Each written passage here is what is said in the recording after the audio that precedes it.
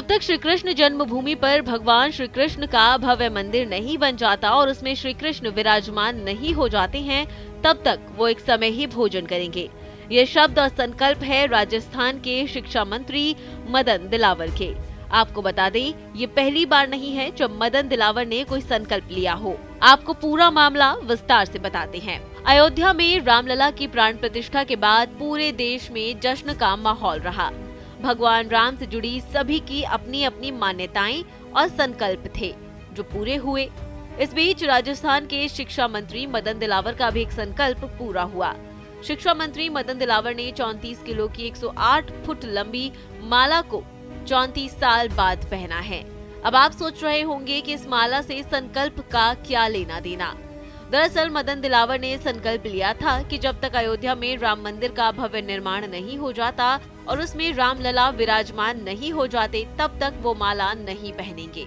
वहीं अब मदन दिलावर ने एक और संकल्प ले लिया है। मदन दिलावर ने शोभा यात्रा के दौरान संकल्प लेते हुए कहा, जब तक श्री कृष्ण जन्मभूमि पर भगवान श्री कृष्ण का भव्य मंदिर नहीं बन जाता और उसमें श्री कृष्ण विराजमान नहीं हो जाते, तब तक वो एक समय ही भोजन करेंगे।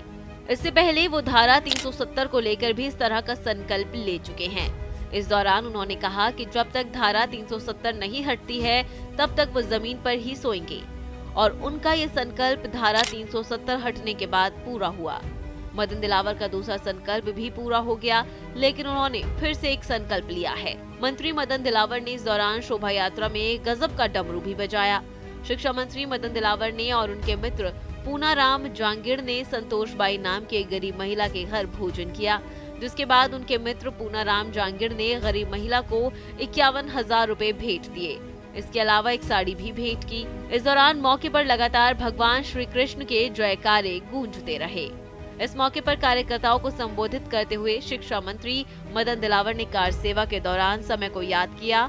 उन्होंने कहा कि 11 कार सेवकों को पुलिस पकड़ रही थी, लेकिन उसके बाद आत्मदाह की चेतावनी दी कि यदि इन निर्दोषों को पकड़ा तो आत्मदाह कर लूंगा। उसके बाद प्रशासन ने कार सेवकों को छोड़ दिया।